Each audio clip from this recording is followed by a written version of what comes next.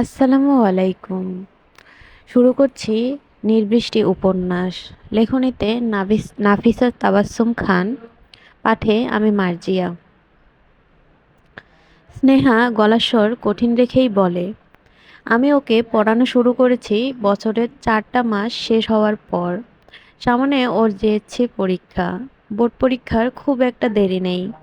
তবুও আমি শুরু থেকে ওর বই ধরেছি, যেন সিলেবাসের একটা কিছু মিস মিস না হয়। কিন্তু শিক্ষক হিসেবে আমি ওর জন্য যতটুকু এফোর্ট দিচ্ছি, স্টুডেন্ট হিসেবে ও আমার ততটুকু এফোর্টকে মূল্যায়ন করছে না।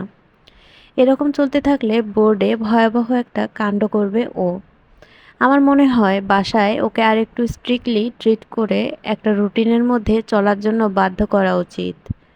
আমার এতটুকু বলা জরুরি মনে হলো বলে বললাম। বাকি বাকিটা আপনি যা ভালো মনে করেন। নীলা বেগম ছেলের সম্পর্কে সম্পূর্ণ অভিযোগটা স্বামীর অপেক্ষায় তুলে রেখে স্নেহাকে বলল, তুমি চিন্তা করো না, ওর আব্বু আসলে আজই এই ব্যাপারটা নিয়ে কথা বলবো। উনি ওর একটা বিহিত করবেন। তোমাকে আমি আসলে অন্য একটা কথা বলতে এসেছি। আজকে দুপুরের লাঞ্চটা তুমি আমাদের সঙ্গে করলে খুশি হব খুব। আসলে আমার বাবু অনেকদিন পর বাড়ি ফিরল তো, সেই উপলক্ষে সামান্য আয়োজন করেছি। বাবু শব্দটা শুনে স্নেহার কপাল কুঁচকে এলো। ভদ্রমহিলা কাকে বাবু বলে সম্বোধন করছেন তা বোধগম্য হলো না তার। সে বিষয়ে মাথা না ঘামিয়ে সে জবাব দেয়, দুঃখিত আন্টি, আমার নিতুনকে পড়িয়ে আর একটা স্টুডেন্ট পড়াতে যেতে হবে, আজ সম্ভব নয়। ভদ্রতার খাতিরে শেষ বাক্যটুকু যোগ করলেও সত্যিকার অর্থে স্নেহা অপরিচিত কারো বাসায় এক গ্লাস পানিও পান করতে আগ্রহী নয়। স্মার্টফোনে থাকা নীল সাদার জগতে ভয়ঙ্কর এক নিউজ পড়েছিল সে। স্টুডেন্ট পড়াতে গিয়ে এক মেয়ে শিক্ষিকা সম্মানহানির শিকার হয়। তদন্তের নাকি জানা গিয়েছে উক্ত শিক্ষিকার খাবারের সঙ্গে ঘুমের ওষুধ জাতীয় ড্রাগস মিশিয়ে এরকম নিচু কাজটুকু করা হয়েছিল। ব্যাপারটা নিত্যদিনের একটা সামান্য খবর হলেও স্নেহা সেটা গভীরভাবে আমলে নিয়েছে।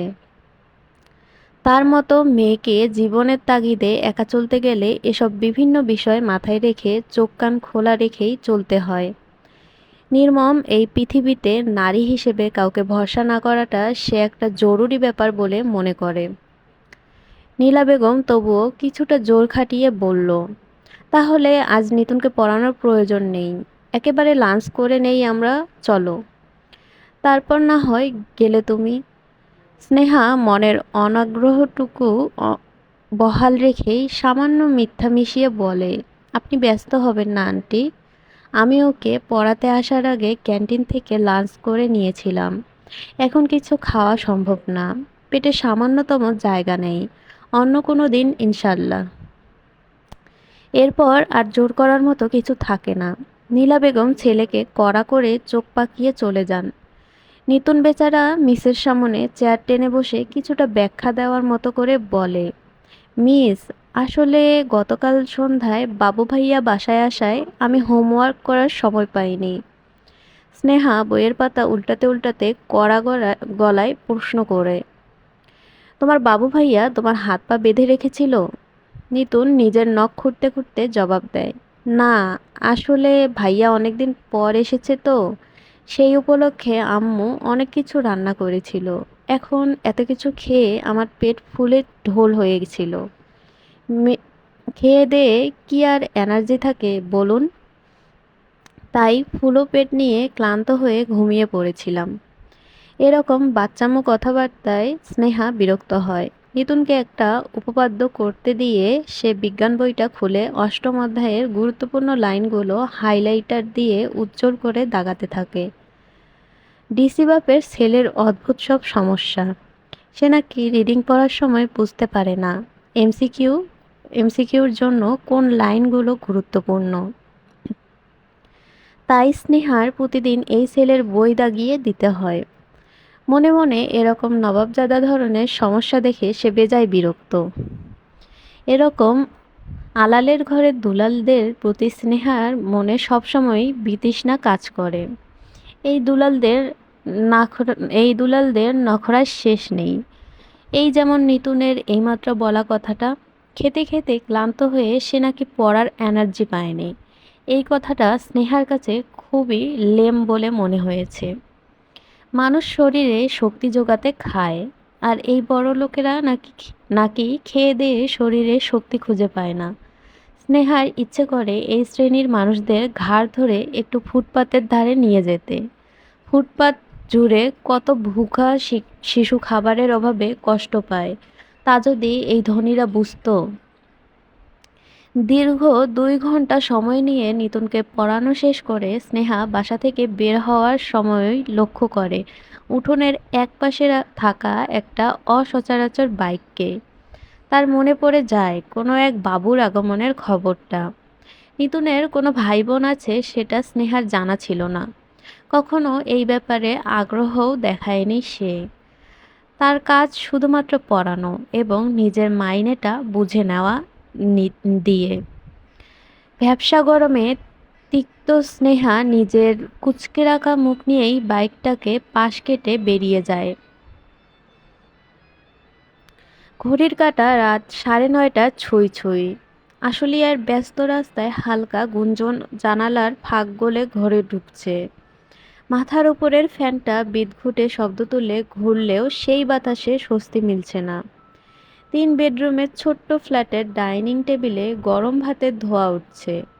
টেবিলের একদম হিসাব করে পরিমিত পরিমাণে খাবার সাজানো। আলু ভর্তা, ডিম ভুনা এবং টমেটো দিয়ে রান্না করা পাতলা ডাল। স্নেহা বাড়ি ফিরেছে 1 ঘন্টা হলো। ক্লাস শেষ করে পরপর 3টা স্টুডেন্টকে পড়াতে হয় তার। সকলকে পড়িয়ে বাড়ি ফিরতে ফিরতে প্রতিদিনই দেরি হয়ে যায়। ঘাম, ক্লান্তি এবং ধুলোবালি মুছে ফেলতে বাসায় ঢুকেই সরাসরি গামছা কাপড় নিয়ে গোসল করতে ঢুকেছিল সে। গোসল সেরে ডাইনিং টেবিলের কাছে এসে প্লেট নিয়ে একে একে ভাত, আলুর ভর্তা বেড়ে নিয়ে স্নেহা নিজের রুমে ফিরে এসে পড়ার টেবিলটায় খেতে বসে। এই বাসার ডাইনিং টেবিলে 4টা চেয়ার রয়েছে। সেই 4টা চেয়ারে পর্যায়ক্রমে স্নেহার বাবা আমিনুল সাহেব, ওনার স্ত্রী মমিনা বেগম, কলেজ পড়ুয়া ছোট ভাই সামিউল এবং স্কুলে পড়ুয়া ছোট বোন সায়না বসে। স্নেহা সেখানে কখনো বাড়তি চেয়ার নিয়ে গিয়ে নিজের স্থান করে নেওয়ার চেষ্টা করে না। নিজেকে যতটা পারে সকলের দৃষ্টির আড়ালে রেখে চলে সে। ভাতের প্রথম লোকমাটা মুখে তুলতেই স্নেহার কানে ভেসে আসে ডাইনিং টেবিল হতে মমিনা বেগমের গুঞ্জন। আলুর কেজি দাম 40 টাকায় গিয়ে ঠেকছে। লাল ডিমের হালি হইছে 42 টাকা। কি হিসাব করে চলতে হয় এইটা যদি সবাই বুঝতো। বাপের ঘাড়ে বইসা খায় বইলা বাজার সদাইয়ের হিসাব তো জানে না। আয়েশ কইরা বইসা গিললে এত হুঁশ থাকে নাকি? মমিনার বাজারের দরদাম নিয়ে বিলাপ চলতেই থাকে। কেউ তার কথার মাঝে ফোড়ন কাটে না। অবশ্য কেউ ফোড়ন কাটার প্রয়োজনটুকু বোধ করে না। কারণ মমিনা বেগম এর বলা কথাগুলো তাদের কারো উদ্দেশ্যই না। যার উদ্দেশ্যে এত হিসাবের রেষারেষি চলছে সে ভাতের দ্বিতীয় লোকমাটা তার মুখে তুলল না। নীরবে প্লেট নিয়ে উঠে যায় ডাইনিং টেবিলে। আছোয়া ডিমটা তুলে রাখে কড়াইয়ে। অক্ষত ভর্তাটুকু তুলে রাখে বাটিতে। এখনও নামাখা ভাতটুকু সুন্দর করে তুলে রাখে হাঁড়িতে। বাদবাকি যতটুকু এঁটো হয়েছে তা ময়লার ঝুলিতে ফেলে প্লেট এবং নিজের হাতটা ধুয়ে নেয়। টেবিলে বসে থাকা 4জন সদস্যই নীরবে দেখে সম্পূর্ণ দৃশ্যটা। স্নেহা মুখে কুলুপ এঁটে রুমে গিয়ে ঠাস করে দরজা আটকে দেয়। ডাইনিং রুমটা ফের সরব হয়ে ওঠে। বাড়িওয়ালা কারো বাপ না থেকে শুরু করে নানা ধরনের মন্তব্য ছোড়া হয় স্নেহার উদ্দেশ্যে।